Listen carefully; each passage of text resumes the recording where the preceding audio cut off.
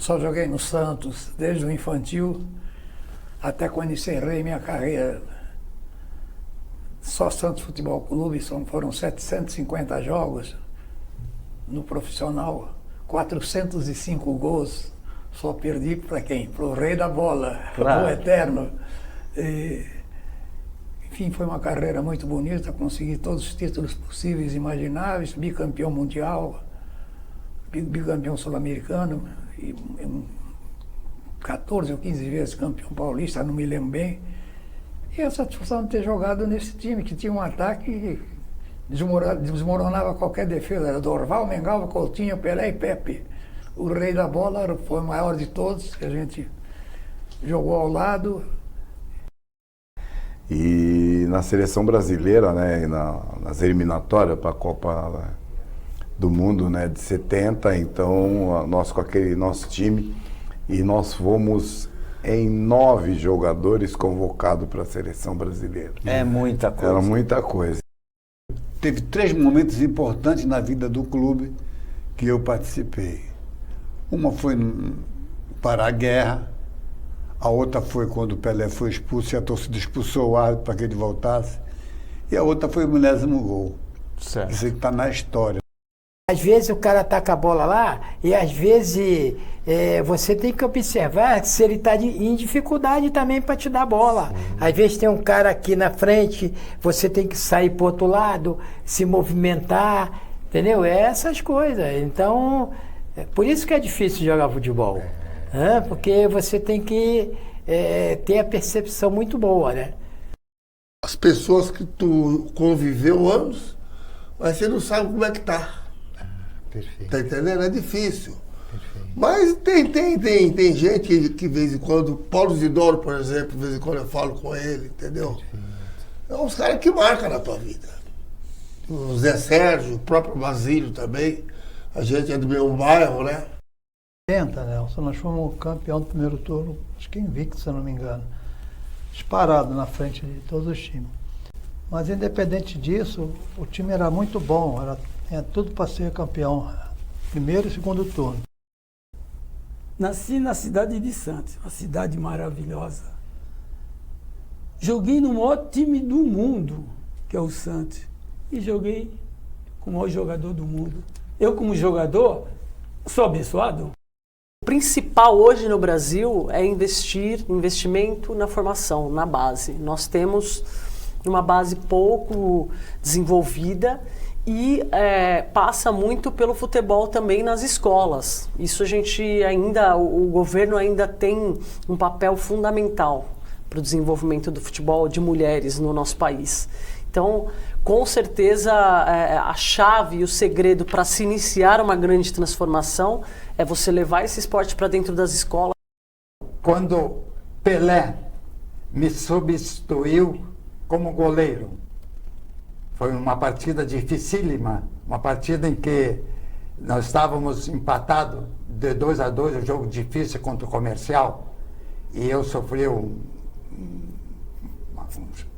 uma pancada na cabeça, fui nocauteado, e Pelé me substituiu no gol, e foi uma das melhores figuras do jogo, fazendo defesas maravilhosas e terminando sem tomar gol. Algumas pessoas comentam sobre os atletas hoje, que são atletas também completos, né?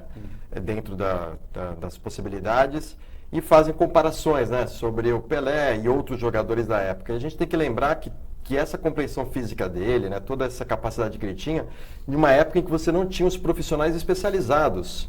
Então, se Pelé já era um gigante naquela época, sem você ter fisioterapeutas, fisiologistas, nutricionistas, imagine o Pelé hoje com todo esse aparato profissional.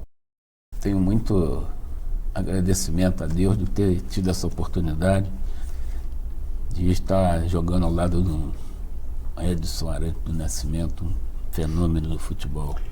Fenômeno. Mas essa taça, ela vinha sendo procurada há muitos e muitos anos, até pelo próprio Guilherme Guache, né? Porque é uma taça de bronze, um soldado, né? E o Santos ganha da Universidade do Chile. a final, e é um torneio assim espetacular, porque tem aquele jogo inclusive contra a Tchecoslováquia, né, que dizem que é o maior jogo de futebol, um dos maiores jogos de futebol do mundo. A Tchecoslováquia era atual vice-campeã mundial, e o Santos atropela, assim, né? Enfim, eu procurando essa taça em uma dessas arquibancadas, eu me deparo com esse soldado. Aí o Guilherme no outro dia olhou e falou: caramba, Brandi, que legal. Eu digo, vamos levar para o Museu Pelé, que isso é espetacular, esse troféu, esse filme dessa final, por exemplo, desses jogos contra a Tchecoslováquia. É um filme que está lá no museu, que tem um local só para isso. Manhãs esportivas, o legal é o seguinte: você não era o time que você ia, você se inscrevia no Santos e eles faziam o time na hora, e aí jogavam um time de camisa listrada e um time de camisa branca, as camisas do Santos, e você tinha o prazer de jogar na Vila Belmiro, né? Então isso aí era uma coisa marcante que existia há muitos anos atrás, antes de eu ser jogador do Santos, eu era mais novo ainda, né? Isso aí era espetacular. Você imagine se de repente o grupo todo, vamos falar, os que moravam na pensão, certo, eram 7 ou 8 jogadores, né? Inclusive com o Rei junto com a gente. Cismasse e falasse assim: tudo bem, não vamos jogar mais. Nossa, aí seria o fim. O fim, né? Né? Seria o fim. Há pouco tempo eu recebi um e-mail de um senhor que ele montou um Museu Pelé na Ucrânia. Olha que maravilha. Ele é ucraniano, não é brasileiro que foi para lá, é um ucraniano que montou, conseguiu peças relacionadas ao Pelé, e ele tem um pequeno museu lá em homenagem ao Pelé. Bonito. Aí eu comecei a ir na vila, nos treinos, né? Isso eu tinha 6 anos de idade, 7 anos de idade. E também ia muito na chácara Nicolau Moran, né? Onde era a concentração do Santos. Então, aquele convívio com aquelas legendas do futebol ficou marcado na minha infância. Então, o futebol sempre teve encravado no nosso dia a dia, né?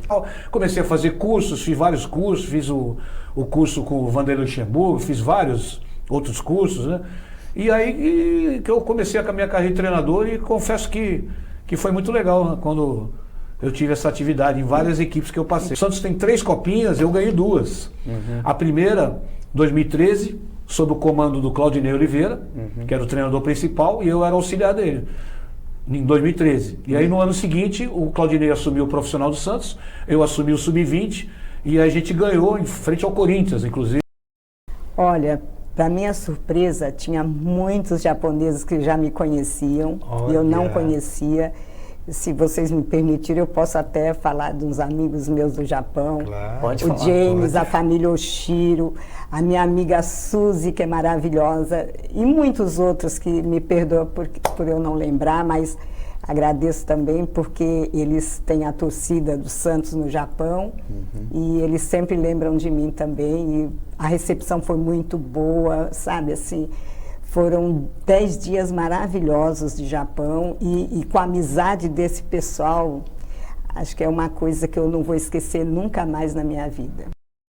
Temos que cortar grama 3 vezes por semana, temos que adubar o gramado em 15 dias, fora dos nutrientes, que são os adubos que a gente aplica na forma pulverização, né?